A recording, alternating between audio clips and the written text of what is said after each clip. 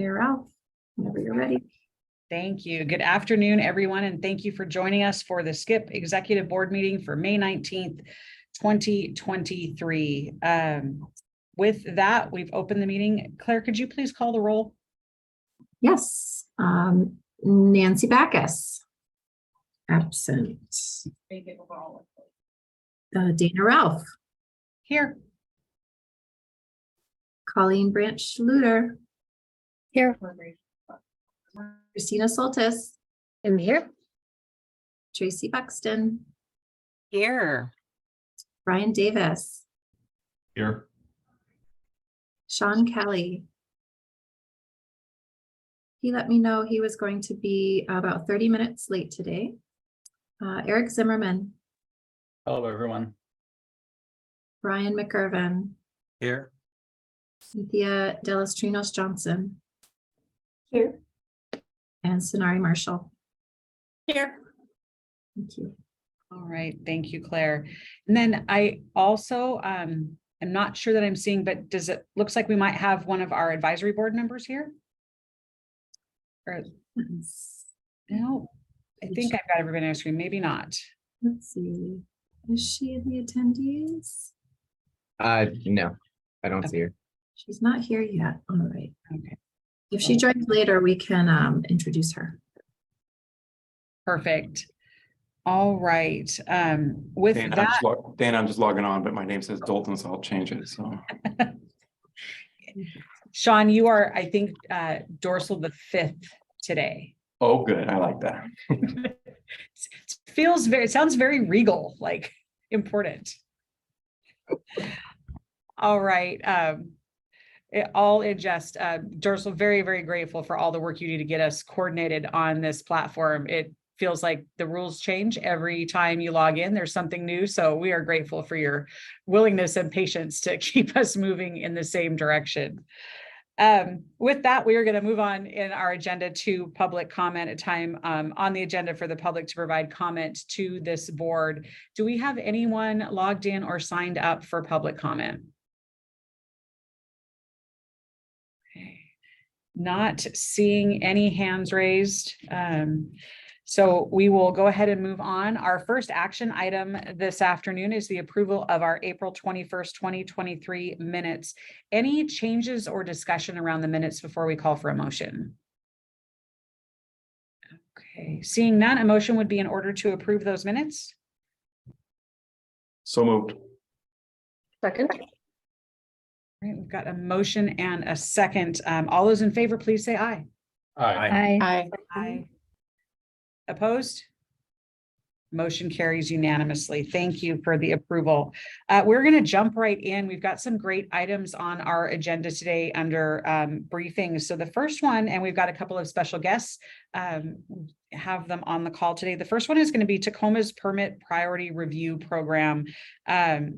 We all know, working in municipal government, how important the permitting process is, and also what a stumbling block it can be and a delay when it comes to getting projects up and out of the ground and ready for occupancy. So I think the idea of sharing information on what other jurisdictions are doing so that we can all sort of take that back is a really important thing.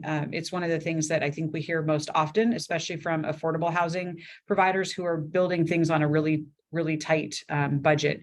Those delays cost real money. So grateful for the willingness for our partners to come and present, and I am going to turn it over to Claire. Thank you, Mayor Ralph. So back in February, the board filled out a survey asking you what topics you were interested in learning more about. And priority permitting was one of the items several of you identified as being something you were interested in learning more about. So as Mayor Ralph kind of suggested, one of the ways that cities have been able to lower barriers to affordable housing development and other residential and commercial development has been through streamlining the permitting process. So we heard from one board member that a local developer cited the City of Tacoma as a city with special permitting processes for affordable housing projects. And that this developer was pointing to Tacoma as an exemplary example of that. So based on that, we wanted to invite our colleagues from City of Tacoma to present on how they do permitting for affordable housing and to learn more about that. And then to pair that and to provide another example to you, we invited folks from the City of Auburn to talk about their permitting process.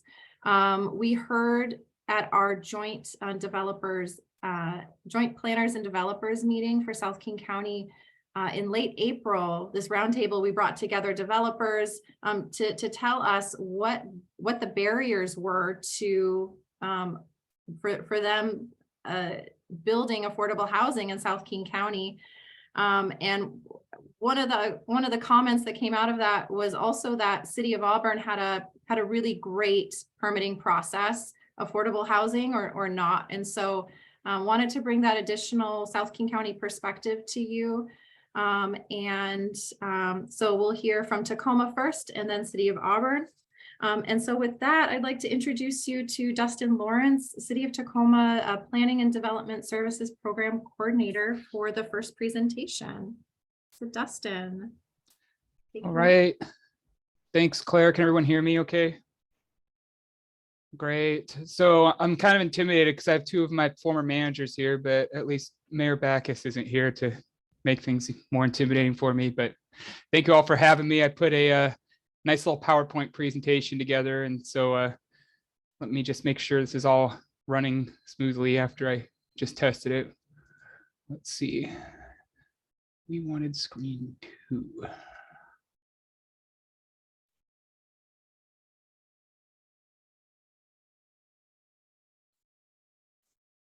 All right, can you guys see that okay? Looks perfect. Yes. Excellent. So so I might be looking at a different screen, so forgive me if I'm not like making eye contact in my webcam. So again, yeah, so I'm Dustin Lawrence. I'm with the City of Tacoma Planning and Development Services Department. I manage the city's priority review program for affordable housing projects, but it also includes green projects. But today, being that this is a skip presentation, we're going to focus on the affordable housing component of it. Real quick, just my background. I have 15 years experience as a land use planner in the South Puget Sound, 10 with the City of Tacoma, 5 with the City of Auburn. So I have a pretty firm understanding of working as a regulator and understand the permitting process within the South Puget Sound region.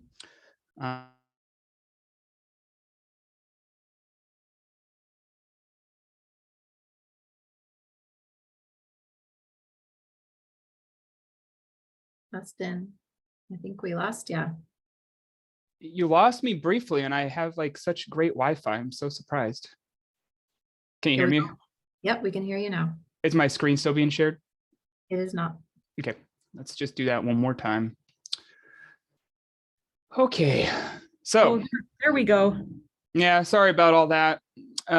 So you guys, where that cut off, I was telling you about my approach. So my approach as a regulator is I've always worked collaboratively with developers and the public, seeing projects kind of as a way that we work together to get them approved rather than finding ways to deny them. And so this role, being a kind of an affordable housing program manager, was really suited me because I could work with affordable housing developers and kind of help them get through what's becoming more of a complicated regulatory environment. And of course, with it being the City of Tacoma, where I was born and raised, there's some passion about the success of this community. So it's been a good fit for me. So to understand the city's approach, City of Tacoma's approach on affordable housing, why it's prioritized review and what that all means, I'd like to just start with this little YouTube video that our city manager's office put together that talks about the City of Tacoma's affordable housing action strategy. So I'm going to take a stab at this and hopefully you guys can hear it and see it. Hit play and it should start.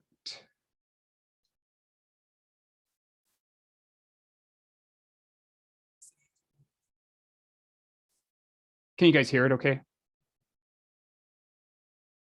that a yes? We don't weren't hear sound. Sometimes when you share your screen, you have to check a box to say to share audio too. Oh man. All right.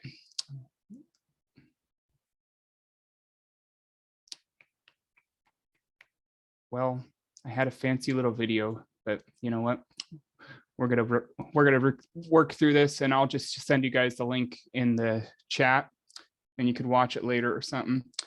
But basically, the city of Tacoma has an affordable housing action strategy with 4 main objectives.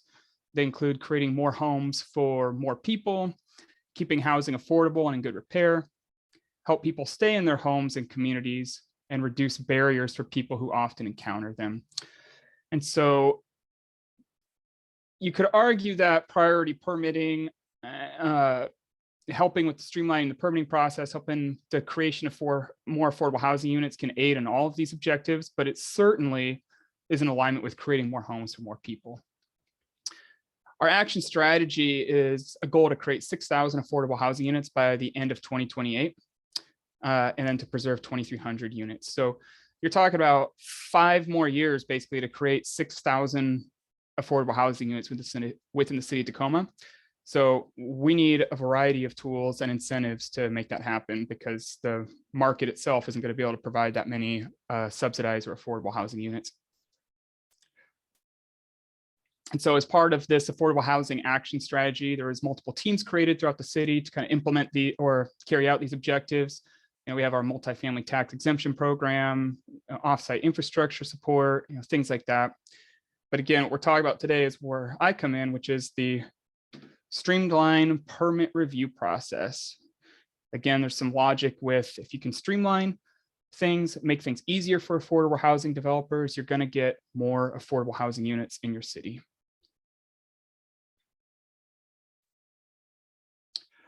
And so with that, we established the priority review program for affordable housing projects.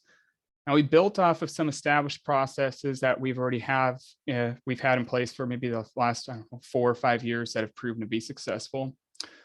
It includes a pretty robust and pre-development review process. So your pre-application meetings being having thorough notes, thorough review, almost taking an approach like borderline plan review, with the logic that we're going to be able to get every piece of information that's critical for a project out as early as possible, so there's as much predictability as possible. So building off that process and then kind of beefing up a little bit for affordable housing developers, such as having some fee waivers and working with them to expedite that pre-application process.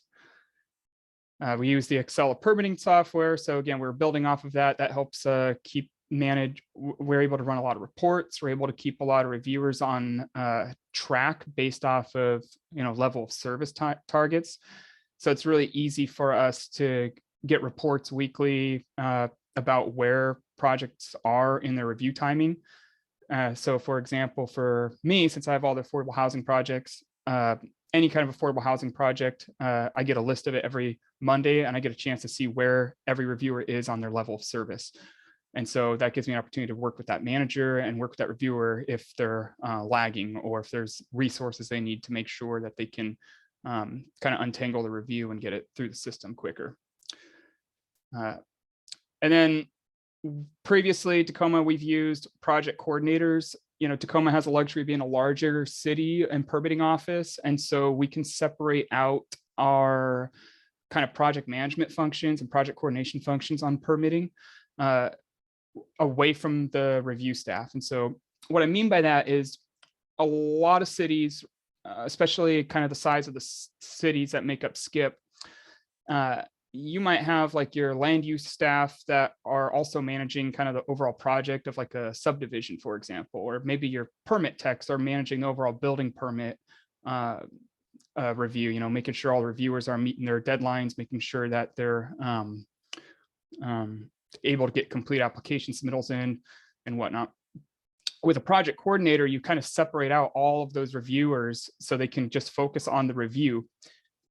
And then the project coordinator can act as like the basically project owner to troubleshoot issues, work directly with the applicant, schedule meetings, kind of the administrative functions, kind of fill in the gaps as well, where there's really not a staff person that kind of manages that review function. But most importantly, I feel like there's a certain degree of accountability when you have a project coordinator assigned a project. It's kind of becomes their project. And so they feel like they're responsible to get it through the city's permitting system.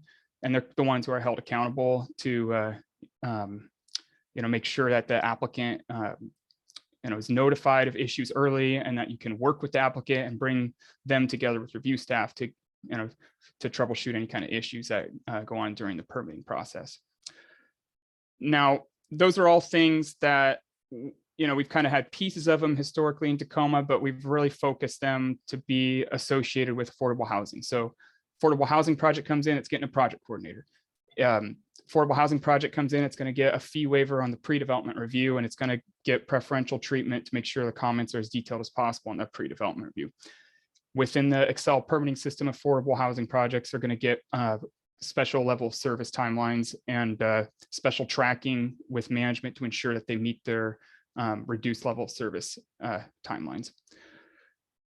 Now, in order to have those things, it was important for Tacoma to establish clear thresholds for which projects are priority. And it's easy for somebody to say, well, I'm providing an affordable housing project, but I mean, what does that mean? Is it at 90% AMI or is it at 50% AMI? I mean, how many units? And so we have clear criteria that are put in place that discuss who's eligible. So for example, nonprofits, some obvious ones like the Tacoma Housing Authority or Habitat for Humanity, or those kind of organizations that are eligible. Our multifamily tax exemption projects, if they're providing a certain amount of affordable housing units, they qualify as well. So important to have a clear thresholds established as to what is priority, just because there's obviously an issue of fairness, and it could be subject. A lot of people can claim they're providing affordable housing, but you really need to quantify it with some AMI thresholds or some agency eligibility criteria. And so let's see. So we talked about the establishment of the program. So with priority, I mean, it's important to know, I think when people hear priority, I think of the reduced permitting review timeline. And it's just, I wanted to emphasize that it's more than that. Like we have the project coordination, we have the preferential treatment, we have the troubleshooting, we work proactively to get it through the permitting system. But we do have reduced level service timelines established. So if you meet these criteria and you're a priority project, your building permit will have a target issuance or level of service review time of 50%.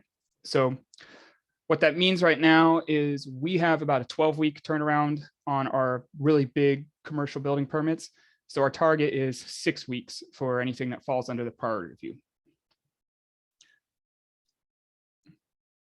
And then also important is we work to ensure we only have 2 review cycles, because it's easy to maybe say you're going to get your permit comments out in 6 weeks, but then where we can get in trouble is, that's great, you got it out in 6 weeks, but then I had to have 4 review cycles. And so we set a target to issue or have these permits issued within 2 review cycles. And so to do that, we take a proactive approach. When we have our first round of review comments, for example, on our priority projects, we mandate a post-comment review meeting. So we have the applicant, like the architects and the engineers, they meet with city staff, city engineering staff, and we go over the comments together. I believe that helps because there's kind of accountability from both the city, but there's accountability from the engineering team as well, that we talked, we know what the comments are, we know what the issues are. So we're going to go back, we're going to address them. We're going to get this thing in, and it's going to have a higher probability of being approved the second go around. So we don't spin our wheels going into 2 or 3 or 4 review cycles. So it's all about being proactive.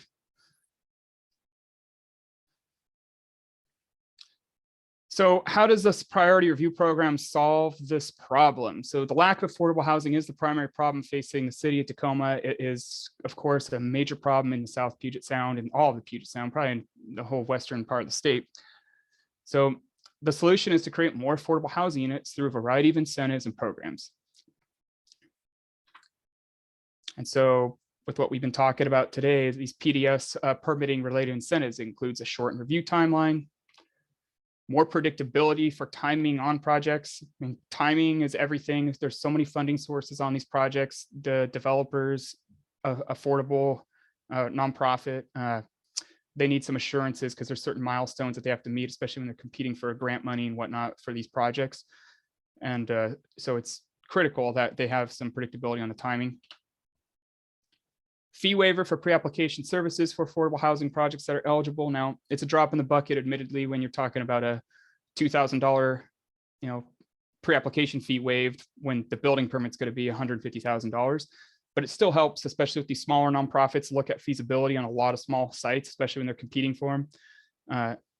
So we see it as another incentive to get the ball rolling on some of these projects so they can identify critical issues early.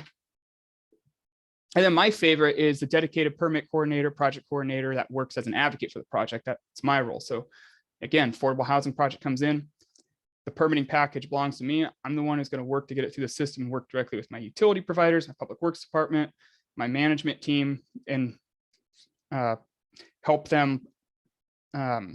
keep them on track when things get behind, remind them about this is a priority project for the city, and then work to bring them together with a lot of these affordable housing developers and agencies to try to troubleshoot these issues. Because oftentimes, again, when you get to an organization as big as Tacoma, sometimes there's a lack of ownership of the overall project. Like each review team is looking at their own issues, but there's really nobody internally who owns up to the project. Like it's theirs, to try to get this thing approved and get it through a complicated permitting system.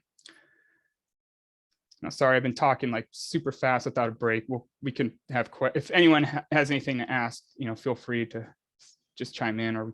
But I did want to point out with the slide, this picture of this project here. I'm excited about it. It's the Low Income Housing Institute. It's an affordable housing project within the Lincoln District, which is in the south end part of Tacoma. And that just broke ground, but that was under the priority review program. And I believe it was about 120 units, but it's a classic mixed use type building, with the residential above commercial within one of our older business districts, which has been depressed, for a while, but there's been a lot of investment in that area. And this is another good example of that. So let's talk about the current status. So we've had 18 projects under the priority review program from 2021 to present. Now I want to emphasize it's not just that's 18 projects, but that could be 100, close to 100 different permits. These projects are pretty big for Tacoma, and there's a lot of permits that are involved. You're talking about building permits, off-site work, engineering, utility permits, fire permits. So it's even though it's 18 projects, it's still a big permitting load. And then we've had about 55 projects that have been under the pre-application review from 21 to present. So you're looking at, on average, maybe close to 2 a month affordable housing related projects the city looks at. Now, since 2021, we've had 1,067 units in for review, permitted or constructed. And that's total, so it's not all affordable. But of those 1,067 units, we've had about 828 that are they're affordable, at least at 80% AMI income thresholds. But many of them, I don't have the numbers off the top of my head, but I know it's close in the 400 range that they're at the 50% AMI threshold. And part of that is the project you see on the right here, which is a massive 200 unit project by the Tacoma Housing Authority called Housing Hilltop, which is under construction right now, which is their biggest affordable housing project I think they've ever done in their history. Now the level of service. So this is the part that, we talk about review timelines being shortened, and it's kind of had mixed results. Also, the building permits, for example, on average, they take 10 weeks for the first review.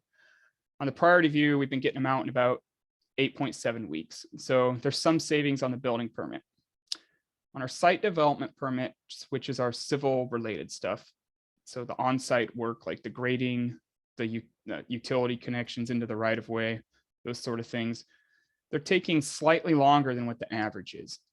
Now, one of the challenges when capturing this data is in Tacoma, all of our biggest projects are affordable housing projects right now. Like we have a lot of local, state, federal money coming in and with a lot of affordable housing projects. And chances are, if you look at any kind of cranes right now in Tacoma, which I believe we have 7, which I know it doesn't sound like much, but it's a lot for Tacoma.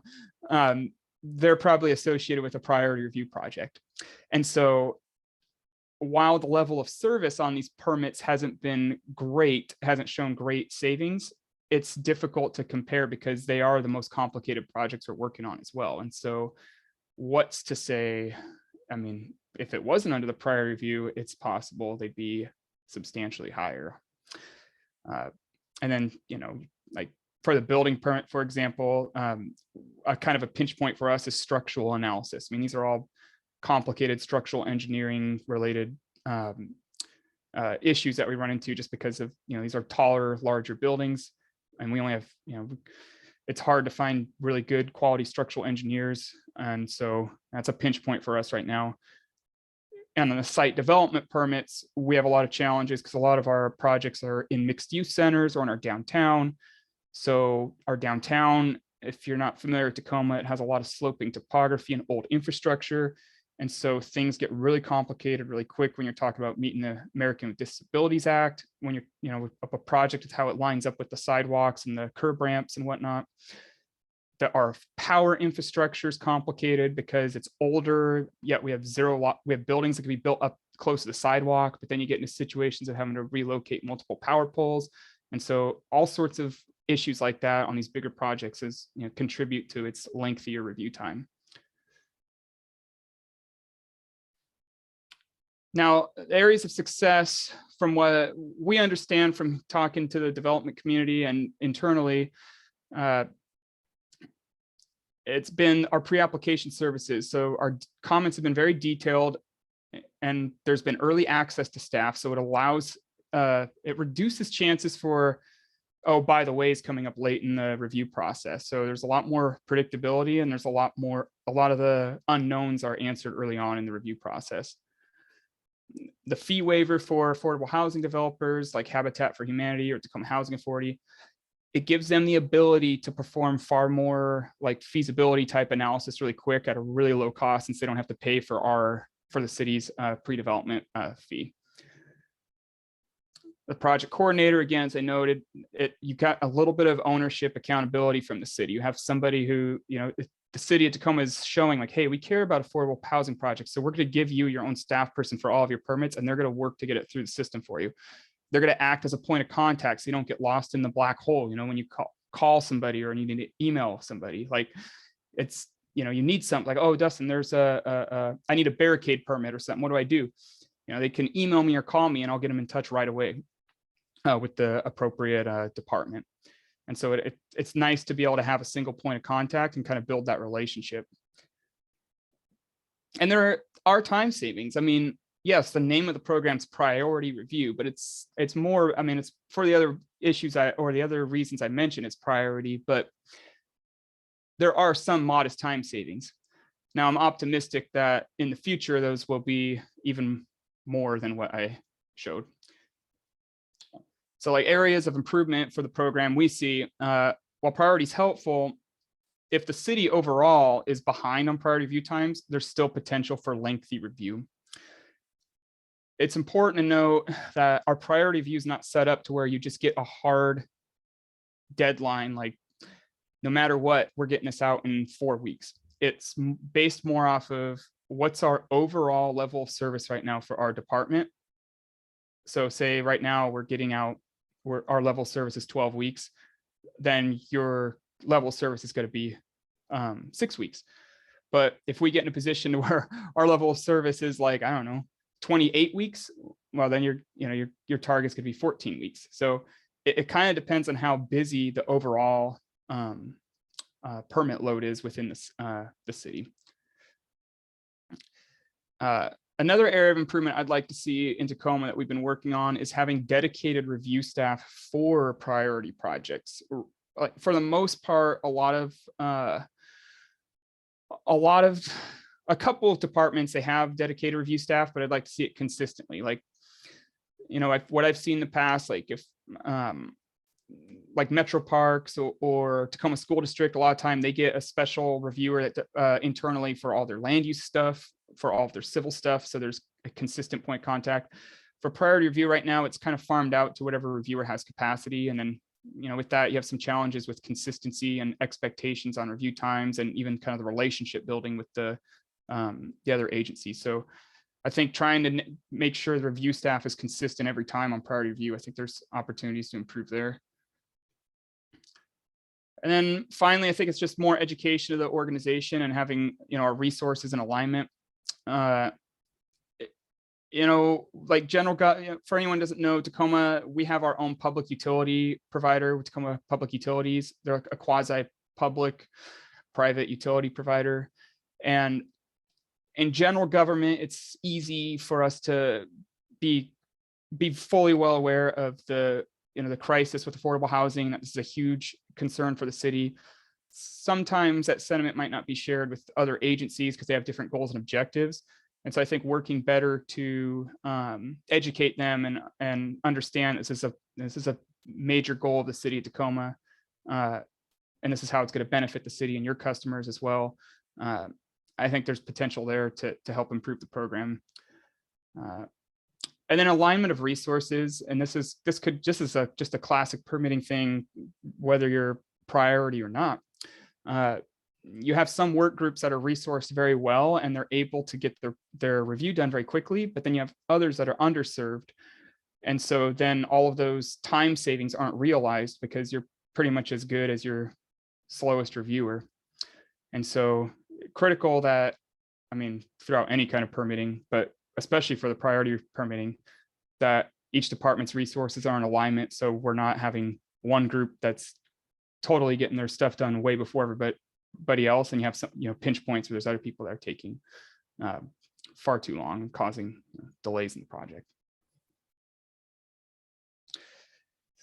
So I know that was a lot, but I kind of blew through it, but if you have any questions, I would be happy to answer them for you. Thank you, Dustin, so much. I really appreciate that presentation. I'm going to kick it off with one quick question. So you talked a little bit about the 2 review cycles. I know that's something that we struggle with. How do you keep your different places in the city aligned on that? Because I know like permitting goes through something and then public works engineering will be, oh, well, what about this? And so how do you keep everybody stuck to that?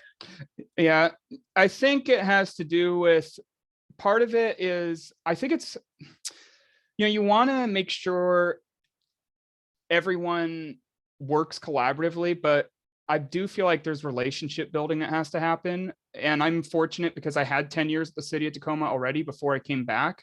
And so I have established a lot of good relationships. I have a high accessibility to staff that I've built trust with. And so it's really easy for me to pull the correct reviewers together and to get them on board to, make this at the top of their priority and make time in the day to meet. Some reviewers, it's challenging to do that. And I can't, there's like a human element that you can't control what other people are going to do. But I think for me, that's what's helped keep the review cycles as low as possible is having access to staff and then trying to persuade staff. It's like, if we can troubleshoot this issue now, we don't want to be reviewing this 3 or 4 times. Like, we don't have the capacity to do it. I know it's going to be an extra hour of your day right now to meet, but I think it's going to save us time long-term if we get together and we take care of it now. So you're pulling everybody into the same space as opposed to it going sort of through a more of a checklist kind of idea. Yeah. I trust it's a balancing act because I trust that our review teams in certain areas are incredibly busy. And so I don't like to pull them off of those reviews just to have like a one-off meeting. And so there's a little bit of experience. You need to understand what the issue is, but oftentimes when in doubt, I just bring everybody in. Because it's, again, I look at the bigger picture because I don't like the approach of saying it's easy to blame engineering firms and developers. Oh, they can't meet our requirements. We've already told them, 3 or 4 times, but the part I struggle with is like, well, then tell me what engineering firm can get through. And if nobody can, then I feel like part of it's us. And like, it's like, well, we need to work harder then to make sure that they're taken care of, because I think it reflects poorly on us that there's 3 or 4 or 5 review cycles. But I appreciate that very much. Brian. Thanks, Mayor. So just a couple of quick questions. So the project coordinator concept, which I think is what you're talking about, are you a project coordinator then in this Yeah. process? Okay. I- And I'd like to connect with you. I don't want to take up everyone's time, but just on your relationship with staff, when you just said, well, I just bring everyone together, that to me seems a lot harder than it sounds, like when they're Oh, so it is. busy doing other reviews and you say, let's just Yeah. bring everyone together on this one project and stop what you're doing. So I'd be interested to hear how your approach is to that and how you maintain some of your capital with them. It's tricky. And I really appreciate the question, because it's something I'm still learning and getting better at, because it's been effective for some work groups, and other work groups it has been more challenging. Sure. How many project coordinators do you have on staff? The City of Tacoma right now has 5. Okay. Let me see here. When you were talking about when you said you go over the comments with the applicants after you send them out, is that just for the affordable projects under the prioritized timeline, or is that for all projects that you're working on where you meet with the customers after everyone submitted their comments? And the reason I ask is that to me that sounds like another huge time commitment on everyone's part to come together for I don't know how many permits you do in a year, but we do quite a few, as I'm sure you do, and so to do that as frequent as the permits come in, that seems quite busy. Oh yeah, it's labor intensive. And so it's right now it's for the priority review. But if we do have a high profile project that's outside of affordable housing, it's kind of at the discretion of staff and what the issue is. But we're working so hard to try to reduce these review cycles. We've made a commitment to meet on them, because we want to be able to show that we're getting these things issued in 2 review cycles, because that's the goal our leadership is shooting for.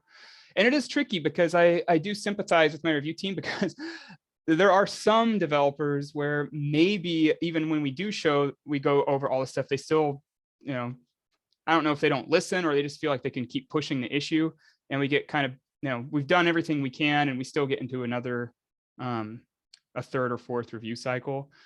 But I do believe this is kind of the challenge with working from home so much too.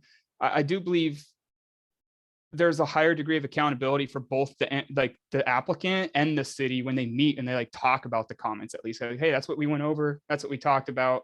And I think it helps both sides kind of own up to, the reviewers own up to what they told them. And then the engineers own up, they can't just say, well, that didn't make sense, or you didn't tell me that. They actually had an opportunity to go over it. Okay, and then just lastly, when you're doing your stats comparison on the prioritized projects, when you said that the site development side was a little bit higher than your regular ones, and I think you touched on it, that a lot of your prioritized are mostly affordable housing projects, which are much larger than most permits that come in. And so as a fellow reviewer of permitting processes, I think you put a lot of work into this, and to sell the results that you have, which I think based on what you've said, it's a success. And so to highlight that success, I try to compare those larger projects with like projects, so that you're not going into a meeting saying, well, here's our prioritized project and it looks like it's failing, when in fact it's not. Yeah, understood. And part of it's to kind of, this presentation has also helped with leadership too, because I think part of it is we're trying to get more resources and get we've committed to having a priority review program and having shorter review times. But when the data is not, reflecting that as well as it could, I think it helps, with us get resources where we need it, which in this case would be on the civil review side. Yeah. All right. Thank you very much. Thanks, Mayor. All right, thank you. Sonari. Yeah, thank you. I really appreciate this. It's always fun to kind of nerd out on the how does it really get done? And I think one of the reasons also is because I sit now in the role where I have to look at whether or not we allocate affordable housing funding that would otherwise go to a new project to cost overruns from an existing project because of various delays. And like time, you know, we know time is money. I think in the development world, it's really money, and that ends up being public money, right? So if a project is delayed by 3 to 6 months, it's not like someone just reworks their pro forma. They come back to the county, the city, Arch, and, you know, eventually Skip, to say, hey, can you throw a little bit more into the pot and to the state as well? So I really appreciate the attention to this issue. Obviously, we can't control all the things like, you know, concrete strikes and other things are some of the reasons why we're throwing more money in right now, but it feels real, and sometimes those overruns are in the millions. So thinking about the cost efficiency of funding an extra position, you know, it's truly real. I think your last slide where you started to say, here's the areas for improvement, sort of got at this, but given the folks in the room, I'm just curious, you know, knowing what you do now, what are the things that elected leaders or executives can do to kind of set on a path to actually help make permitting work better? Like I hear Brian's questions about how do people get along and actually come into a room together, and are there ways in which your leadership has kind of set the tone for that makes your life easier, or could? Yeah, I mean, there's a lot of things that go into that I have opinions on. Like, I think having a philosophical approach at your director level of working collaboratively, I think helps a lot. But you also need to be careful on your staff, because there are really good staff, and it is difficult to find critical like positions for what we do. You know, again, on the civil engineering side, for example, they're not easy to find, and they're expensive, but it's important to find people who like to solve problems and work collaboratively to try to get to a solution rather than just a true regulator. At least that's my opinion. I feel like, and that's because that's how I've been raised in my whole career. That's what it was like at Auburn, and that's what it was like at my first 10 years at Tacoma. But I feel like I think that's a huge part. Like, and you could totally tell it goes all the way down to the staff level, and you could tell the staff who are willing to step out of their comfort zone and go to bat for this project and work collaboratively to try to get it approved, versus the staff are like, you know what, it's not my job. This is what the code says. Get it out of here. Thank you. Appreciate it. And just curious, how is your position funded, if you know? Oh my gosh, I should know, but I don't. I think It's all right. I think part of it, I think there's a hybrid of general fund fees, because I sit on a lot of policy type related meetings with like that affordable housing action strategy. I kind of act as a liaison for all permitting to all of our other agencies, like within our housing division and with our utilities division and whatnot. And so I kind of keep them updated on all the projects that are going on and some of the barriers that we continue to encounter. But then PDS is an enterprise fund. We're funded by permitting fees as well. So it's certainly a portion of that. Thank you. Right. Thank you, Justin. I think that's your comment's a perfect way to end this. And before we go into the next speaker, it's really easy to open the code book and say no. And it's really hard to get to yes. And I know I spend a lot of time working with my planning and permitting departments on like, what does that look like? How do we get to yes? And I think it is an absolute mentality shift on, instead of we're government and we know better, it's like, how do we partner and get these things done? So thank you very much for the presentation. Appreciate it. And Claire, I'm going to turn it back over to you to introduce our next speaker. Yes, thank you, Mayor Ralph. And Dustin, before you leave, there was a question in the Q&A. If you could maybe just type an answer out to that one so we can move on. We have a really packed agenda, but thank you so much for coming and sharing. So next up we have City of, thank you. We have City of Auburn staff joining us.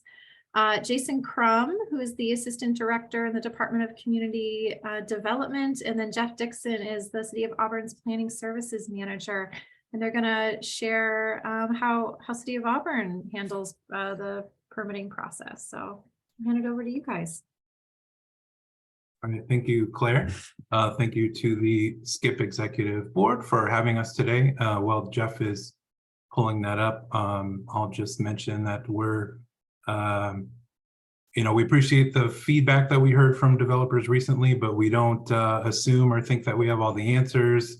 We just we're here to share some of what we do in development at the City of Auburn. We're going to cover a few topics like customer service expectations, provide some examples of development supportive programs that we've implemented in recent years, talk a little bit about our electronic review process, and talk a little bit about stakeholder feedback. So I think Jeff Dixon is going to get us started with the first couple of subject areas. Yes, bear with me a moment while I get that screen pulled up. It's giving me a little bit of difficulty.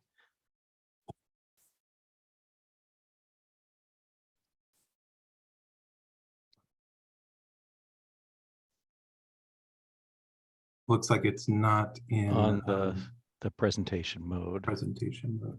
How about now? Nope. Nope.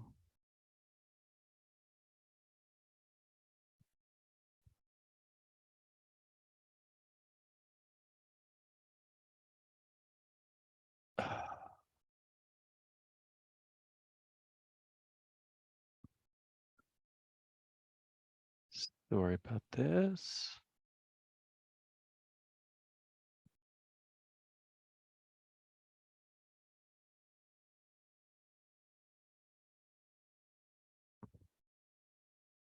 All right, great. Okay. Sorry about that. Is there anything else you want to say as introduction? No, take it away, Jeff. Okay.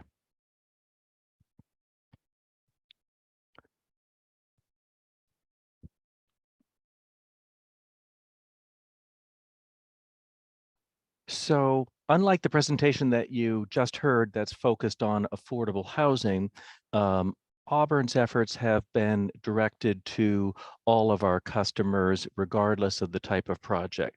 The department has focused on increasing customer service and responsiveness to all of our customers. So some of the ways that we have sought to implement focus on customer service is by the department striving to respond to customer inquiries such as emails, phone calls, and follow-up and in-person contacts by asking staff to do that by the next business day or the end of the next business day. Also, we have set goals for ourselves for the timeliness of review of development-related applications. We shoot for conducting first reviews of building permits within 3 to 4 weeks, and shoot for first reviews of civil plans or land use applications within 4 to 5 weeks. We also recognize that the review process for applications does not solely rely upon external communications, but the coordination that happens among staff. So we've also set internal communications expectations so that the person managing the application process knows when other reviewers need more time or need additional coordination on a project, and they don't have to try and answer questions by the customer on behalf of other reviewers. So we've set certain expectations about how that process proceeds. Turn it back over to you. All right, so I wanted to talk a little bit about the electronic review process because I think for us, that is what we attribute a lot of our success with regards to turnaround timeframes. It is directly related to electronic review. So it wasn't too far back in the past, maybe 5-6 years ago, that we were still reviewing applications and plans and documents by, with physical paper copies.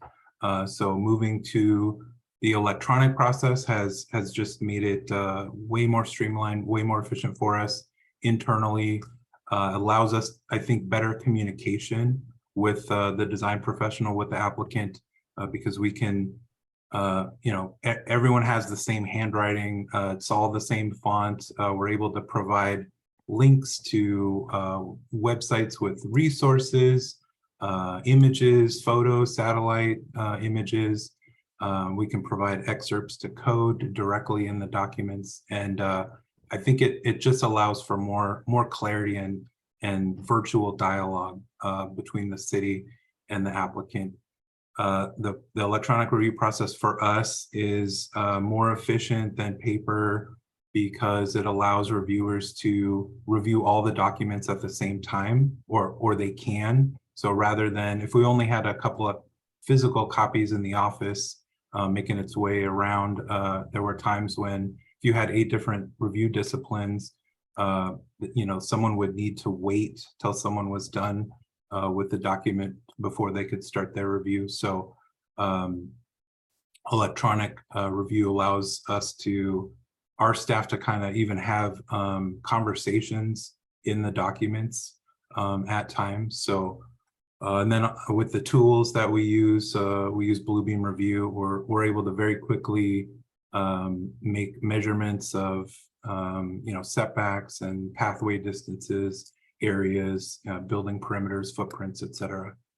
And then in 2020, Auburn joined mybuildingpermit.com, which is a local online web-based application portal.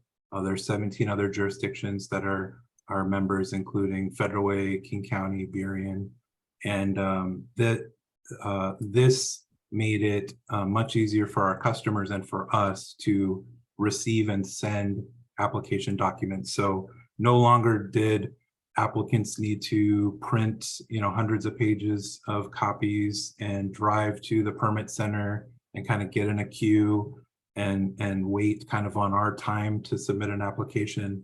An applicant could go on 24 hours a day, start and stop their application, save it as a draft, and essentially apply and resubmit at their convenience. And the city is able to do the same. So when we return markups or review comments, we upload them to the system, and applicants, their design team, the owners, they can all access those documents remotely from wherever they are at any time.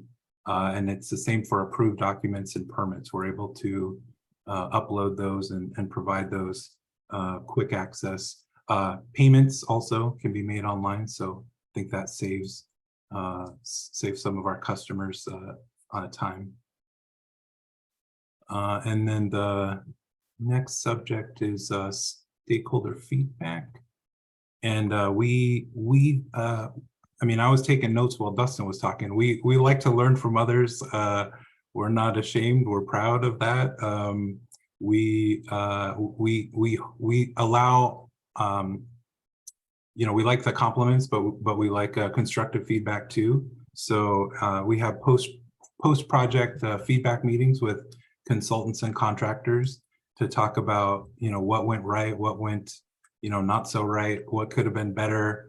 And we really appreciate, hearing from professionals who have, experiences throughout the region with other jurisdictions, and learning where there are suggestions for how, we could do things a little different. And when we hear good examples from others, we like to incorporate that as best we can. We have a quarterly regular recurring meeting with Master Builders Association of King and Snohomish counties, where our mayor attends those, our director of public works, director of community development, the city engineer, myself, building official, and multiple developers attend those meetings, every 3 months or so, and allows us an opportunity to just have a collaborative kind of dialogue and relationship with developers. We can hear about issues they're facing, maybe industry trends, what's going on in the market, or with material supplies. Allows us to hear concerns about legislation and our process.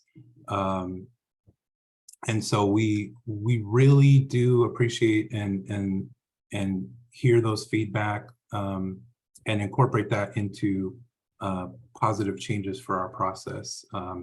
We update our engineering design standards every year, so we're not kind of resting on our laurels and relying on standards that are, just doing things the way we've always done them.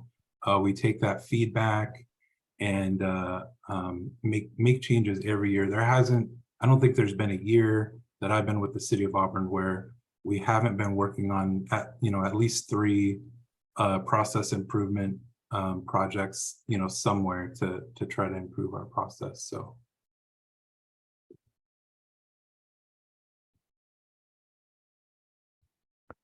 Okay, I'd like to talk to you about some of the improvements that the city has made in application processing to facilitate development.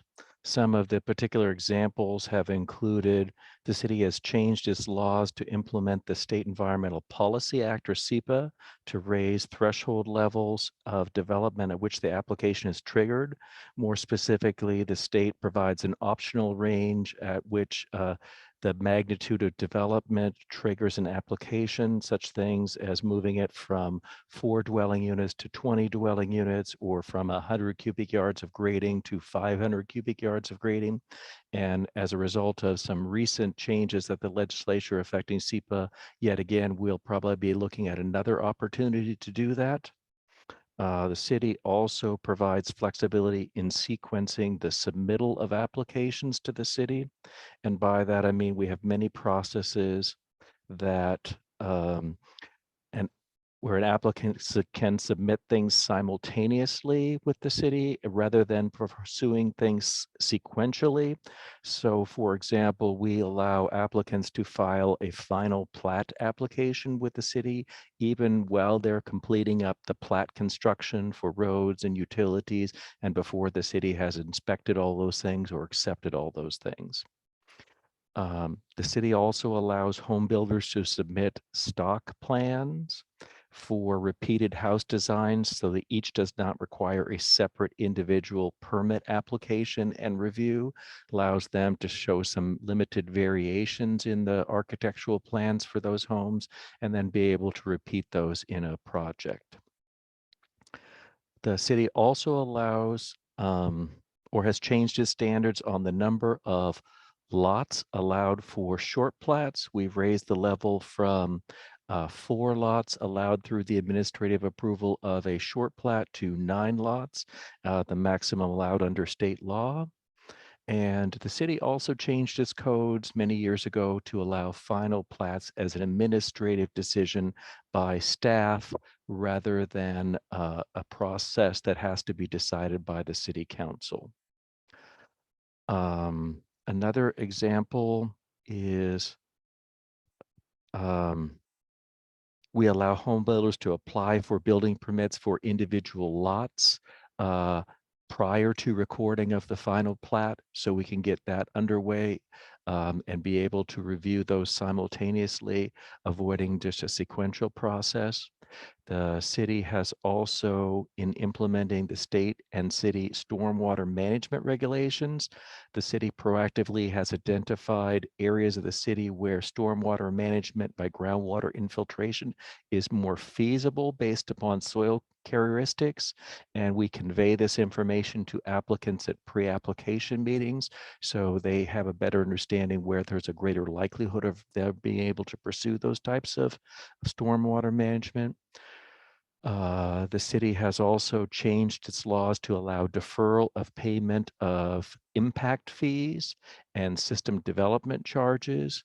So normally these are payable at the time of permit issuance, but we allow some postponing of that up to occupancy. The city's also changed its residential density standards so that it's gone from gross density for the number of dwelling units that might be based on land area and calculating upon the gross site area. We've done that to be able to allow development to count all areas rather than based upon a net density where the areas for roads or other required elements has already been removed. The city also allows rezones concurrent with comprehensive plan map changes. So where an applicant is seeking to change the zoning map, They're encouraged to do that with the city's comprehensive plan map change and with the SEPA, and we actually allow a price break when those are all applied for together.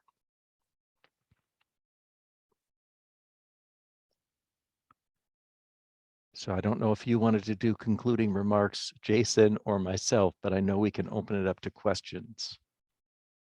Right, sounds good. All right, any questions?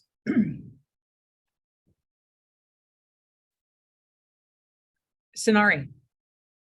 Yeah, I don't know if you're the right folks to ask this, but I just this week saw something about a bill that passed this session that kind of puts more rules around permitting timelines. And I was just wondering how that is impacting your work. I think it was 5290. If anyone's tracking it. Yeah, I mean, I think a lot of the recent legislation is going to result in us kind of re-examining our code and our processes. I think we've been fairly fortunate in that many of the proposals for review timeframes, I think we're fairly comfortable that we're kind of meeting what those proposed expectations are. So, you know, we're not directly too concerned about it, but we understand that you know, that is going to be challenging for a lot of jurisdictions who, you know, may not have the, you know, technological support or tools or, you know, the staff resources. And even since COVID, I know it's been challenging just to, you know, maintain a healthy level of staff.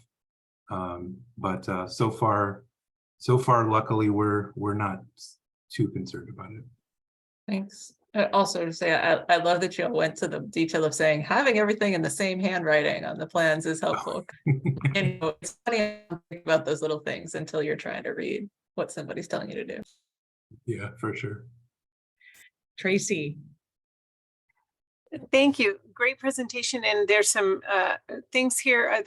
One thing I appreciate about this feedback is that a small city can take some of these and a large city can take some of these, the scalability of some of these bullets here. Back to your electronic review process, was there a large, big research project in choosing mybuildingpermit.com and Bluebeam Review? Were there a lot of options out there? Why did you choose those two options? We did, well, to be honest, Bluebeam sort of, we had some new team members who came in with some familiarity with Bluebeam. And, you know, we like to, you know, we like to adopt new ideas that seem to work. So we had some folks who were familiar with it. So they started kind of sharing that as an idea, and we started small. So, you know, we've got land use applications, building applications, and civil applications. So we targeted just one initially. So we started doing those applications electronically and started to kind of hone our process and create kind of standard tools that we then transferred to, you know, building review kind of over time. So we did it as like a phased approach. And then for mybuildingpermit.com, we were in a position where we were receiving electronic applications and documents online, or for a while we were receiving them like on a disc, on a CD, and then because of network security issues, we really started to be limited in what we were able to receive. We couldn't just receive like a thumb drive from an applicant. And so we had to we used Dropbox for a while, but those were kind of hard to manage because you needed to provide permissions to certain people to upload. So we explored a couple of options. One was to create our own permitting, online permitting portal, but the resources and the cost of that were just going to be too much. So ultimately we ended up going with mybuildingpermit.com because it was affordable for us, because there was support of it from a lot of the development community. And they told us, frankly, they said, we don't care if you raise the permit fees by, 4 or 5% to offset the cost of mybuildingpermit.com. There's a benefit there. I'm not trying to sell you on mybuildingpermit.com, but we were told that developers like that consistency and the predictability of having the same application process and using the same tool in multiple jurisdictions around the region. So that's why we went with it. Thank you. Great feedback. Sure. Christina. Thank you. Very shortly, and it's possible you may have answered this, but I'm actually familiar with Bluebeam, and I think it's I know that it's a very, very popular. It has a lot of use among developers. But my question is, so do you are all the permits that come in evaluated in Bluebeam, and do you require not just developers? I can understand that a developer who has a staff who is very familiar with Bluebeam using that, but when we're talking about just smaller permits, somebody is doing an attachment, that sort of thing, so something a little more simple, is that also used in Bluebeam or no? It is. That's a great question. And that is, while the electronic application process is kind of expected by the development community, I think at this point, and is really convenient for most, it's not, convenient for everyone. So we still do allow, for those with technological barriers or language barriers to just kind of come in directly, and we work with them. What we do is we'll still take paper documents, but we just scan them, but then we route them out to staff as a PDF through the typical process. So it's just kind of that application point that changes, but all of our internal process remains the same. Wow, that's impressive. Thank you. All right. Jeff, Jason, thank you so much for the presentation. Again, it's always helpful to hear from all of our neighboring jurisdictions on the things that are working, and the idea that we can sort of adopt similar paths, I think, where it's feasible, makes sense. And then you get that consistency, Jason, as you said, for the developers, right? They sort of know what to expect. The whole advent of the technology for taking in permits and the processing, it's complicated. So as a city we're still going through our process, and it's been a couple of years now. So it takes time, but you can definitely see the efficiencies starting to appear. So thank you for your willingness to share. All right, we are going to move on to the next agenda item. We're running a little behind, so hopefully we can make up some time. The 2024 work plan and budget was developed in consultation with the Executive Board, the Advisory Board, and our staff working group. We've got a resolution today, 2023-01, to adopt our work plan for next year, and that's going to be the action item after Claire's presentation. After adoption by the Executive Board of the work plan and budget, it will be brought forward to each one of our jurisdictions for adoption. So that sort of other piece that's laid out in our guiding documents. With that, I'm going to turn it over to Claire for our presentation. Thank you, Mayor. And I do want to actually recognize our advisory board member that is here now, Uche Okezi. I don't know, Uche, if you want to come on screen and say hi, but we just want to formally welcome you and acknowledge you here today. So welcome. Thanks for being here. Thank you. And I don't have, I would say, a formal presentation. I think it's a pretty short one, and you'll hear why in a minute. So the remaining items on our agenda today were sent to you last Friday in your inbox, 3:24 p.m.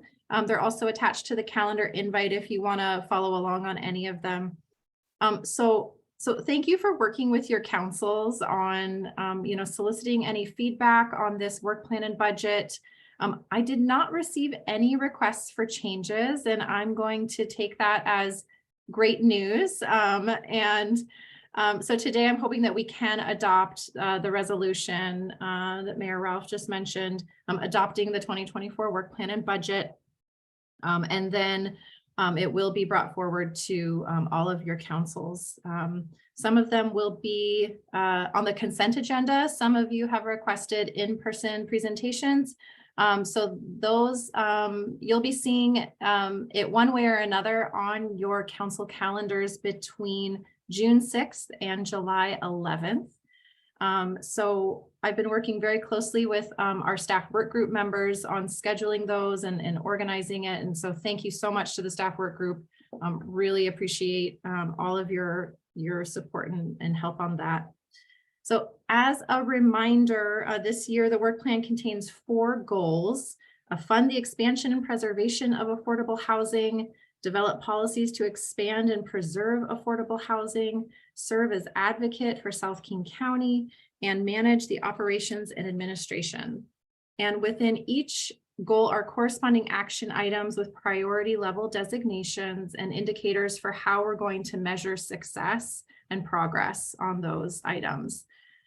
So this year's work plan and budget reflects the board's priorities, the advisory board's perspective, the staff work group's input, and the work that's been evolving at SKIP here at the board level, really since the founding of SKIP. So thank you so much for your participation this year in helping me understand your priorities to shape this work plan and budget. So from the February survey to the workshop with group activities, we reviewed the work plan and you all provided really helpful feedback at our last meeting, and I incorporated those changes. And then also just a big thanks for serving in that ambassador role to your councils in sharing that draft document and seeing if anyone had any comments or changes they wanted to make. So with that, I'm happy to take any questions or comments on this item, and then before we consider a motion to adopt. So thank you. Great, thanks, Claire. Any questions? Cynthia?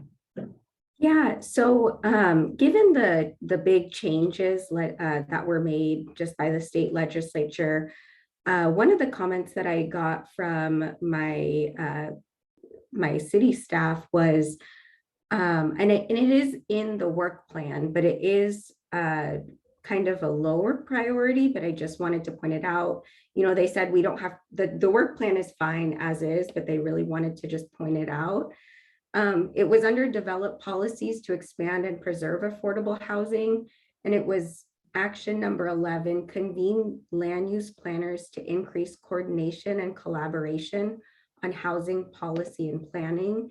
And the reason why they brought it up and thought that SKIP would be really helpful is because of the recent legislative changes. It might be good to be connected with other cities as, you know, the new law gets implemented, just to see the strategies or, you know, the steps that other cities are taking as these new changes are implemented.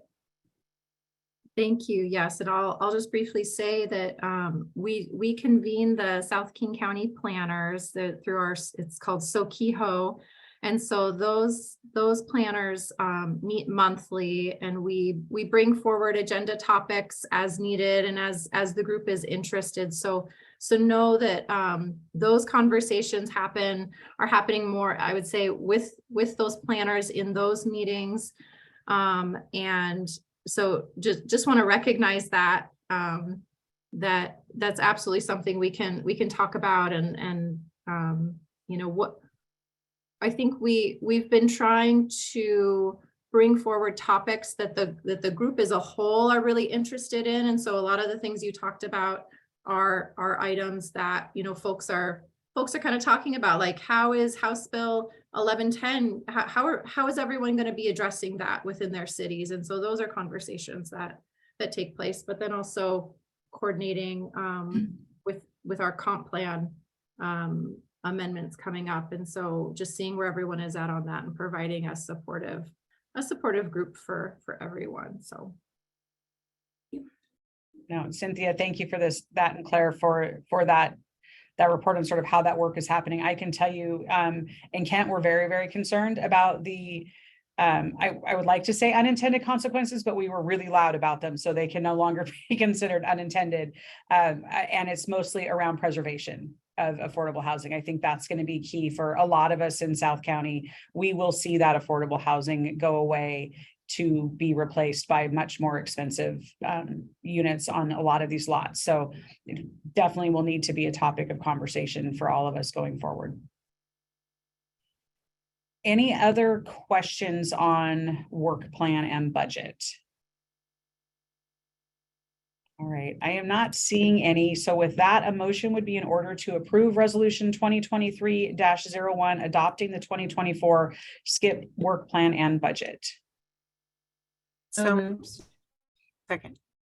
I have a motion and I have a motion and a second. I love that. Any discussion?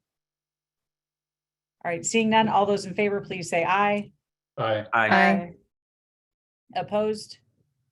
Motion carries unanimously. Thank you very, very much for that. It's an extremely ambitious work plan. And it's gonna be a big team effort in supporting Claire and Dorsal and all of our staff working group and planners to get through this. All right, we have next item on our agenda is new business, and we've got the 2023 Housing Capital Funding Guidelines. So first, I think we can repeat it a million times. I don't know that any of us believed we would be here and having these conversations around funding. So very, very proud of the work that SKIP has done in the last few years. Last year, the executive board adopted funding guidelines for the Housing Capital Fund. This year, we are being asked to review those funding priorities to ensure that they will still align with our collective intent. The advisory board will also be reviewing them at their next meeting. So with that, I'm going to turn it back over to Claire to walk us through this conversation. Thank you, Mayor. And Dorsal, if you wouldn't mind sharing the slides and going into presenter mode. So, and we can start on slide 2. Oh, we're seeing kind of the next slide.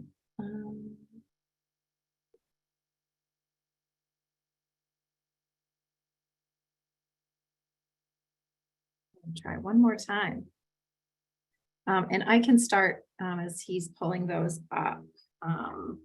So as Mayor Ralph mentioned, last year, the executive board adopted funding guidelines for the Housing Capital Fund's first round of funding. Those jurisdictions who are currently contributing to the Housing Capital Fund using, thank you, right there, Dorsal, I appreciate it. The jurisdictions who are currently contributing to the Housing Capital Fund using those substitute House Bill 1406 revenues entered into a separate interlocal agreement for the purposes of pooling sales tax receipts with SKIP, cities to administer funds under RCW 8214-540. You'll probably see that RCW a lot, so I hope you're following along. So that interlocal agreement from February 2021 states that, and it's right here on your screen, and I'll just read a little bit of it, states that for each funding round, the executive board will identify funding guidelines, including the amount of available funding, household income targets, funding priorities, application contents, evaluation criteria, and the schedule for funding allocation. And so that really is what that draft document is. And so included in your packet is a draft proposal for the 2023 funding guidelines. And again, that can be found in your calendar invite. And so no substantive changes were made from the 2022 guidelines that you adopted. You will see some comments from me in the document, and they're just items that will require some attention before the board formally adopts the document next month, and we're anticipating. And so briefly, I wanted to say that we are looking at $1.06 million available for this funding round, which includes unallocated amounts from last year. And again, these are from the substitute House Bill 1406 revenues. So Dorsal, you can go to the next slide. Thank you. So one of the most important items in this document is the funding priorities. I would say for the board's purposes, a lot of the other information is more administrative, but I do think that this particular item deserves the attention being brought to you. So wanted to do that today to see if you still concur with these items and just get that approval from you all. So 2022's guidelines listed the following as funding priorities for the Housing Capital Fund. And feel free to follow along in the document or here, we're going to go through it. So the first is collaboration. Project sponsors working in collaboration and partnership with local community-based organizations are a high priority. Community connections and engagement.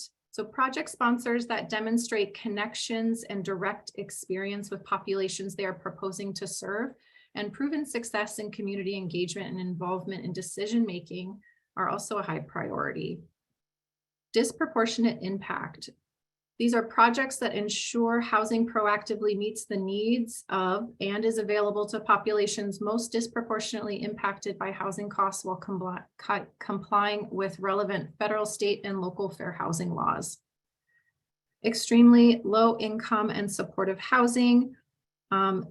These are proposals that support families earning 0 to 30% AMI and proposals that incorporate supportive services. And then geographic equity.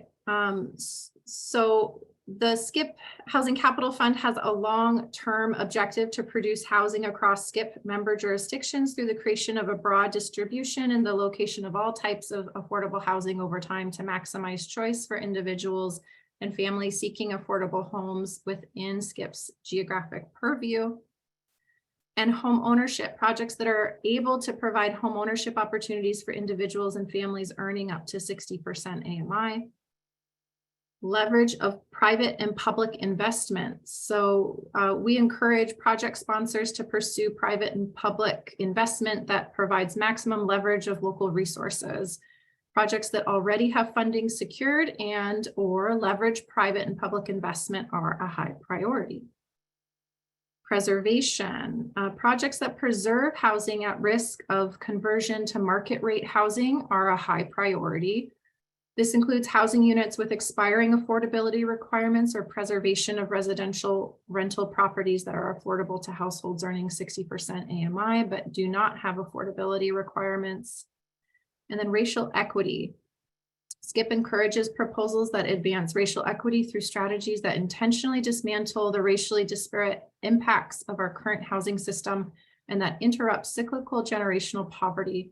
Strategies may include, but are not limited to, preserving communities at risk of displacement, creating project partnerships that give voice and ownership to communities of color, affirmatively marketing new housing opportunities to populations disproportionately experiencing cost burden and housing insecurity, and addressing historic inequities in access to home ownership.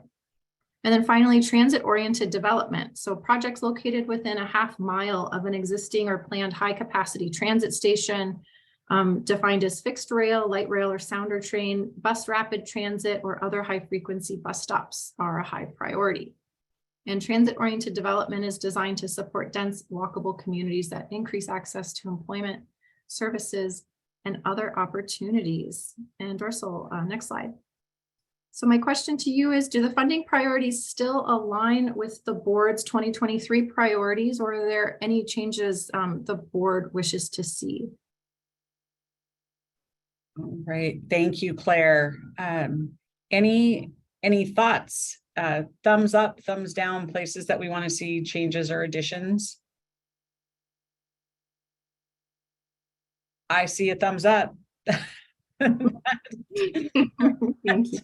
That's a good thing. I kind of love how they float up there like that on the screen. It feels like a great Friday afternoon activity. Oh, apologize. We're right next to the fire station. I'm sure you can hear that. All right, I'm just seeing a whole bunch of thumbs up, Claire. I don't see anybody's hands raised. It feels like to me that we're we're really still pretty solid on where we're at, and given the success of this first round, really looking forward to what the next time through looks like. Super.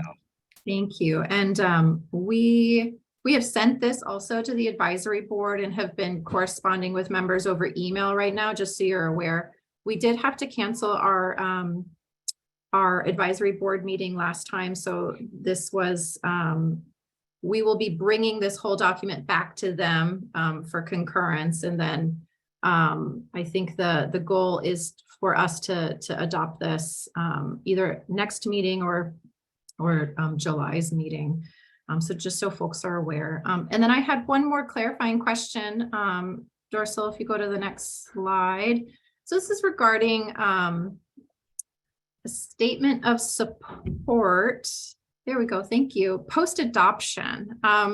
So there, looking through the document, there is, it does say that after the legislative bodies adopt the Housing Capital Fund appropriations that you all did, the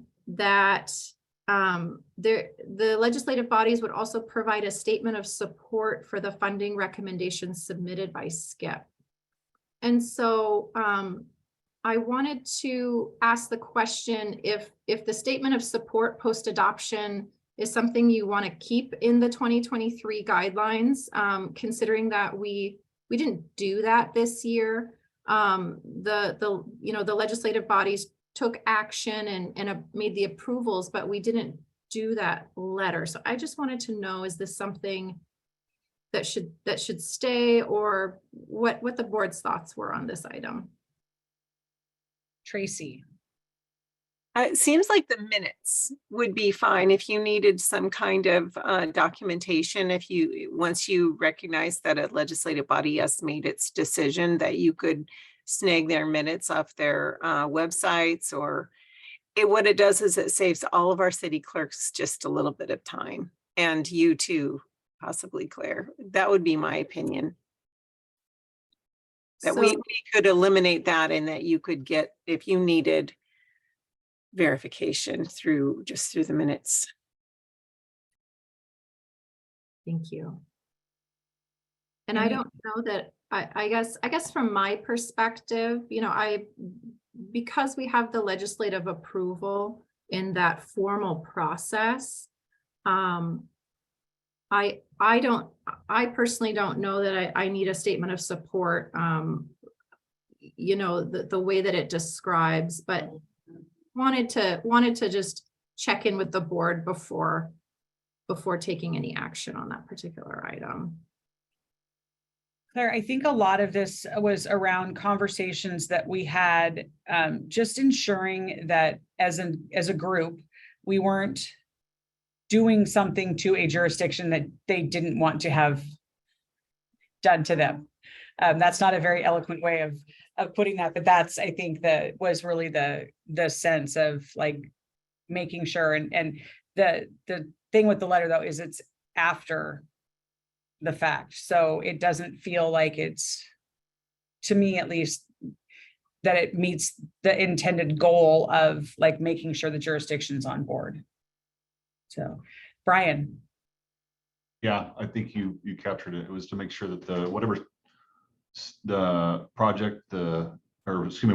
project's going in, that city is aware and on board with it. Okay, super. Yeah, and I think that happens before. So that's a part of our vetting process. The projects are required to have a statement of support from the city in which the projects are happening. And so, I think we're taking care of that early on. So what I'm hearing you say is it's okay to take the statement of support out of this particular place. Tracy. So before we do that, then I do remember this conversation. So one more point of clarification, because I was trying to read through this also, all of the detail here, and it does say that we get support from the city. And are we comfortable with, for example, contact with our city staff and getting that approval versus the decision of the legislative body. But if the decision of the legislative body has already been made, are we comfortable with that without actually getting a letter? I do remember this conversation of being pretty important that, like you said, Dana, that we don't overstep. Yeah. And I'm almost wondering if, so that I feel like this is the place we started in that conversation. And then because of the conversation, moved that way up in the process. And so I can't say 100% for sure, but I wonder if this hasn't just sort of become a bookend for that reason. Like the original conversation was, after we've done all the things, then the city can say that they're supporting. And I think there were quite a few of us in that conversation that were very much like, it can't happen that way. It has to be done the other way, right? The jurisdiction has to be on board and aware, because it puts people in a really uncomfortable situation after the fact to say, no, I'm not supportive. And so that was what we were trying to eliminate. So do we feel comfortable then if we take this letter out at the end of the process, that what we have inserted at the beginning, early on in the process, we're comfortable with that? Where is it? Yeah, Claire, do you have that in front of you? I think it's probably important to be able to walk through. And while you're looking for that, Brian, did you have an additional question? Yeah, I guess that was my point, is that I don't remember. I mean, Claire is saying it's in the process. I remember having a lengthy discussion about this, about what was at the beginning, what was at the end. And I don't know if I'd be prepared to just take this out right now without looking at that more closely. And rather than, I mean, I don't want to take time to read the whole thing right now and say, let's take it out because of what's in there. I remember there being a lengthy discussion, and I would be hesitant to, out of respect for that lengthy conversation, make a hasty decision right now. Yeah. So I can let you know. So in the beginning, when an applicant is submitting their materials, they are required, in addition to filling out the combined funders application form, and also we have an addendum that asks for some specific skip related questions they need to answer that aren't included in the combined funders application. They're also then required to submit a letter of consistency. I think this is what you all are very interested in. So projects that are selected for funding have to demonstrate consistency with community priorities and plans. Applicants must include a letter of consistency from the jurisdiction where the project is located, affirming the project is consistent with the consolidated plan, local comprehensive plan, and its housing element, any local housing action plans. If it sounds like, so in addition to that, there's also a letter of community support, but I think what you all are most interested in is the question, does the legislative body of the city need to weigh in, or is this a staff call? And if is that the question, or am I'm seeing hands. So I'm gonna jump in and let Eric, if it's on this topic, then let's go ahead and put your question on the table, and then we'll circle back to Tracy and Brian again. Thank you, Mayor Ralph. Actually, I'd like to hear from Tracy and Brian first. My question is still forming in my mind. I just know I have one. Been there. All right, Tracy and then Brian.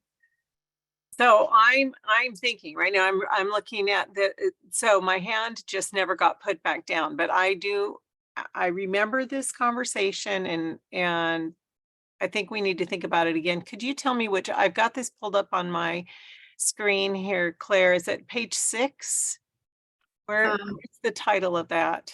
The title at the very bottom of page 6 says letter of consistency, and then application contents. following materials. There it is, letter of consistency from the jurisdiction where the project is proposed. So that can come from staff. In other words, you're saying when somebody's interested in the application, it doesn't involve the legislative body, but what we are asking currently is when it's all done, the legislative body does need to weigh in on an action currently.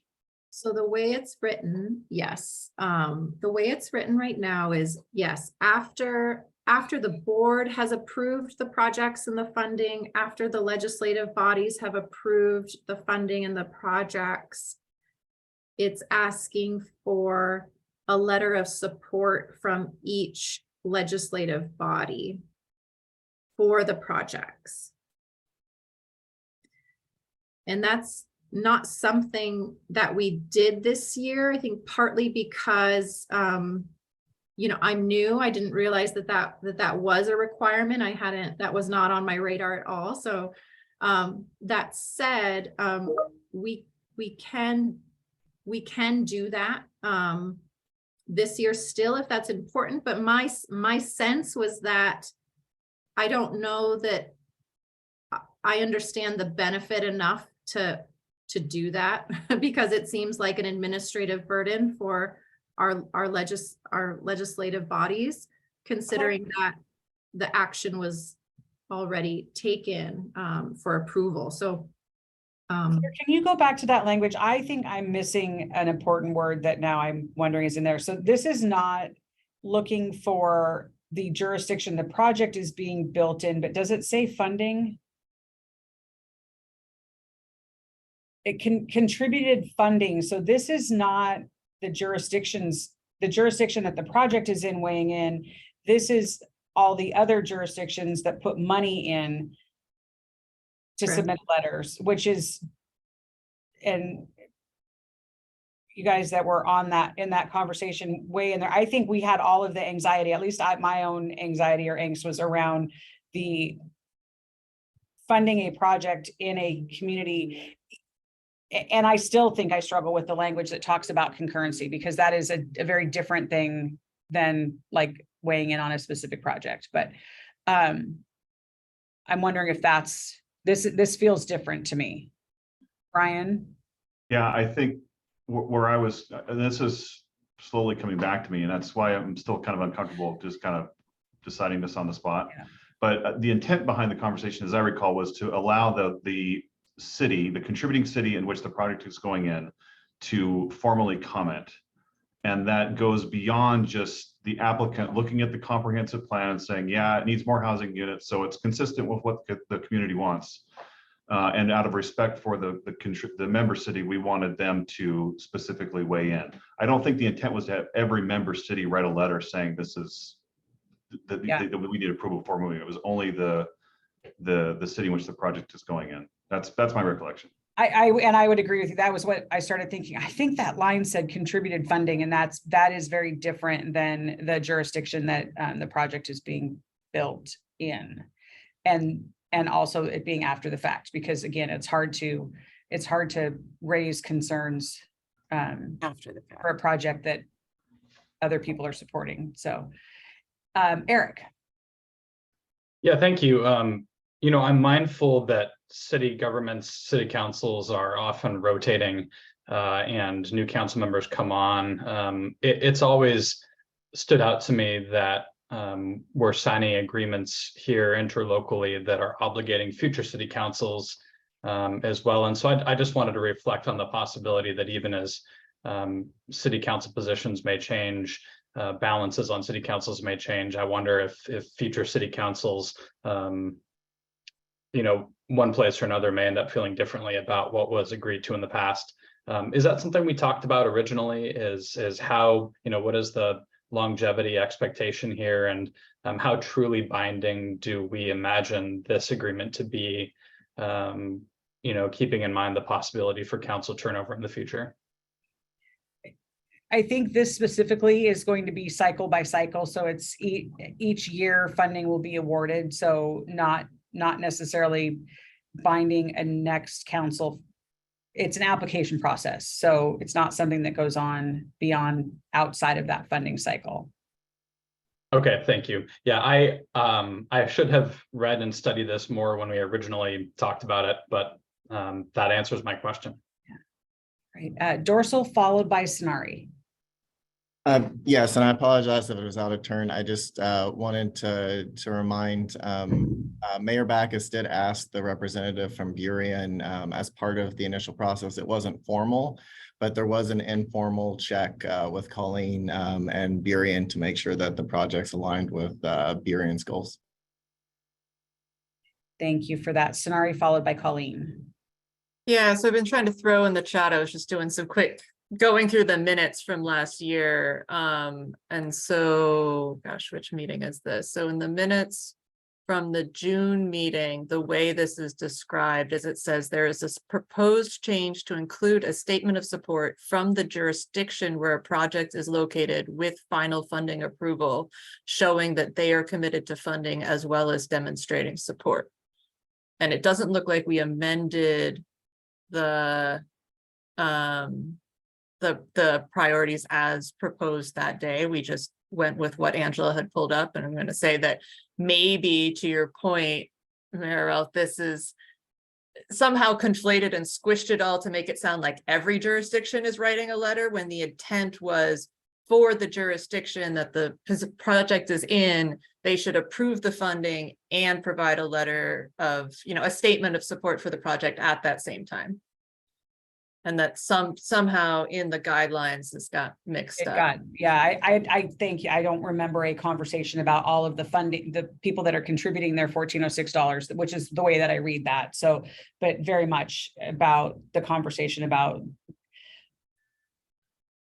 giving a jurisdiction the ability to say, we're just not comfortable with this, or we are at multiple places during this. I hate anything that's after the fact, because it puts our councils on the spot. If there's, an agency already feels like they've got funding, or there's a community group that's excited about this, and then it makes it really hard for a council member to come back and say, yeah, you know what, I've got concerns. And then that pits member cities against each other. And that's the very last thing I think that any of us want to do. So, Colleen. Thank you, Mayor. I would just share that since we were kind of the first run at this, that it actually worked quite well in the way that it was handled. I think by the time that SKIP funds are being considered in the whole sort of funding portfolio for a project, being sort of that last million, if you will, in, or 500,000 in, those projects have already been to your cities and been in discussion and know whether they align with the priorities of the city or not. So it was a pretty easy response out of us for the two projects that were happening, and actually all three projects we would have been excited about. So I would just provide some context about how that played out, and how it by the time it's the funding is being sought from SKIP, that those projects have already been meeting with planning, or meeting with looking at the priorities of the city, making sure that they align with what the city is looking to see happen. So if that provides any context, I hope that's helpful. Thank you, Colleen. Tracy, will call on you, and then I think that I'm going to propose that everybody take this back and we look at this for homework, and then maybe we have an additional discussion next month about what the intent really was, because I kind of feel like, thank you, Sonari, for looking at the notes and refreshing for all of us, what feels like it was quite some time ago. So, Tracy. Great, I agree with you. All right, everybody. For now. Thanks. Thank you. Okay, so there's the homework assignment for conversation for next month. And Claire, if we can add this under old business, we will go ahead and take it up. And my hope is add some clarifying languages, because I don't think this really gets at the intent that we were hoping for. So thank you. I appreciate that. And I should also say at next month's meeting, I am hoping that we can have a discussion about start talking about what pooling House Bill 1590 funds with the Housing Capital Fund might look like. for those cities that are interested in doing that. So those are just ongoing conversations with those cities. And based on those conversations with the cities and our meeting next month, we may need to update the guidelines, just depending on where we land on that. But just wanted to kind of give you a heads up on that discussion.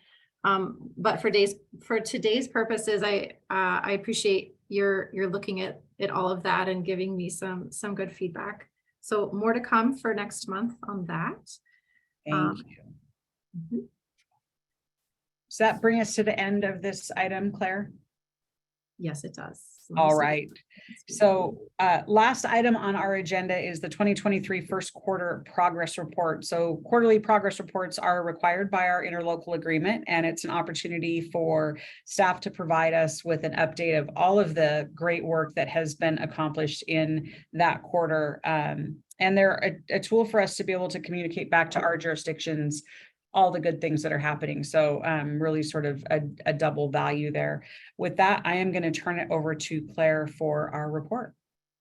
Yeah, thank you. So the 2019 interlocal agreement requires that the executive manager submit these quarterly budget performance and progress reports on the status of the work plan to you, the executive board, and the legislative body of each jurisdiction. So this week, I'm happy to say this is I've been here 4 months in this role. So thank you all for supporting me in that. And quarter one this year really represents a time of learning, transition, relationship building, and celebration. So I've been getting up to speed with all the great work that you've been doing, and we've been getting to know each other. I've been learning about your communities through our one-on-ones and also through your incredible staff work group, but also the planners. As I mentioned, when we reviewed the annual report, I think these progress reports serve as something for you to be proud of. And I won't go over everything. We don't have much time left in the meeting, but would encourage you all to take a closer look at your convenience. And to reflect on the good work that's been going on that wouldn't be possible without your support and engagement. So with that, I'm going to share my screen.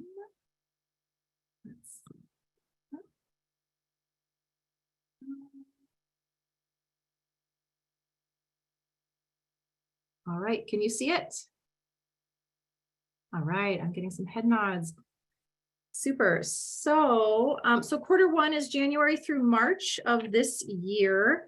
And I've organized this a little differently than you may be accustomed to. So I'd like to start tying our progress reports to our work plan as much as possible. So I've added in the goals here. You can see goal 1 and then some of our accomplishments and achievements under each goal. So the intention there is to help all of us be able to articulate what SKIP does and easily draw those parallels back to the work plan. So goal 1, implement the SKIP interlocal agreement. So some of our successes this quarter include that we held our first in-person executive board meeting in 3 years.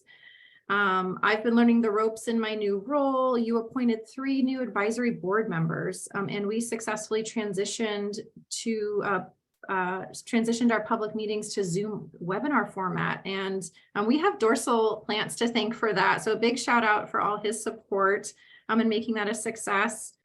And also to him for facilitating our monthly advisory board meetings.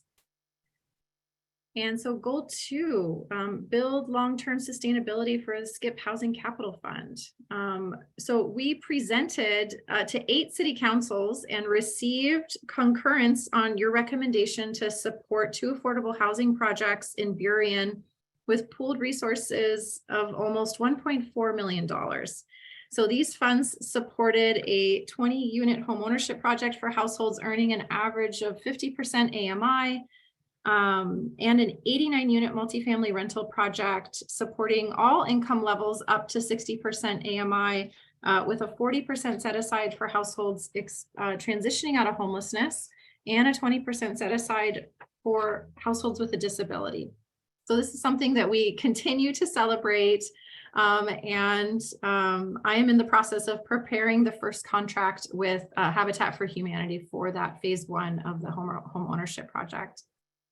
So goal 3, work with partner jurisdictions to enhance and develop policies that protect existing affordable housing and accelerate access. So for the SKIP affordable housing inventory tool, we facilitated the testing of that tool and compiled feedback from member jurisdictions, which was incorporated into the tool. And we also held 2 trainings for staff on that as well. And goal 4, represent South King County and its affordable housing needs at all relevant decision tables and foster collaboration between partners. So we provided monthly updates during legislative session to you on all the status of your identified priorities and other relevant bills. So another thank you and shout out to Dorsal. And we submitted a funding request to Senator Murray and Cantwell. So shout out to Colleen for bringing that to my attention. Thank you. And we participated in over 50 regional meetings, if you can believe it. And then goal 5, further strengthen regional stakeholders' understanding of the spectrum of affordable housing options and the range of related needs. So we brought 2 briefings to you from our partners at King County on the analysis of impediments to fair housing choice and the community preference program. And then just a quick look at our budget status. So the first thing you'll notice is there's no revenue showing up in Q1. So the ILA does say that we should be invoicing our member cities for the operational expenses in Q1, but we didn't actually invoice that until Q2. So you'll see that at next quarter's update. And that was because we're still learning the ropes. This is the first time Dorsal and I have done this. So we were a little slow in learning how to do that this year, but thank you for your patience. I should say it's actually, we have enough fund balance to for that to occur. And you'll also notice, sorry, here we go. Looking at the Housing Capital Fund contributions, these are all the contributions from last year. We just invoiced for 2023's contribution. So that'll be showing up in Q2. And there will be some expenditures happening here. So I'm going to start showing the Housing Capital Fund budget a little bit differently in the coming updates, just as a heads up for you. And so our beginning estimated fund balance for January is $221,000 with expenditures totaling $68,000, leaving an estimated ending fund balance of $164,000. Since it's requested that this project report be provided, actually it's a requirement that this be provided to your legislative bodies. My question to you is, how would you like me to transmit this? Should it be through you to send to your councils? Would you like me to send it to your legislative bodies?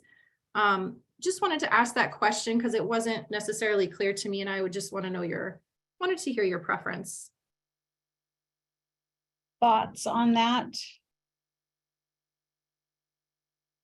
Or preferences? I don't know Sorry, how- I think Oh, I go missed ahead. the context. Are you saying the ILA says we have to send the update to our legislative bodies? So it says that the quarterly progress reports should be shared with the legislative bodies of each jurisdiction. It says should. I'm just saying, I don't know, like, you see where I'm headed. I think we would probably prefer to send it ourselves at the county. I don't want to speak for the other jurisdictions, and may, rather than send them every quarter, send them in a collection with the annual work plan and budget I think that's the time for us. That's the time when folks are most interested in seeing the accomplishments. Thanks, Sonara. I would say I agree with that. It feels for I think specifically for council members that aren't engaged in this, it's a little bit of another thing in the inbox that doesn't carry with it a lot of meaning. I'm seeing Tracy shake her head. So I think it sounds like everyone's willing to take that responsibility on. Okay, thank you. Appreciate it. That's it on the progress report. So thank you. Well, congratulations on the first 4 months. A lot has gone on, and it's a lot to digest, and we're very, very grateful for your willingness to jump right in. So thank you. All right, that brings us down to updates and announcements. I don't really have any updates and announcements other than the sun is shining, but the cotton is also flying. So here we are, snow season in the Northwest again. With that, Claire, you want to touch a little bit about our meeting for next month? Yeah, so as mentioned in the email I sent last Friday with your agenda materials, the majority of the board said it was their preference to meet in Auburn for those quarterly in-person meetings. And so I propose that we meet next month in City of Auburn Council Chambers.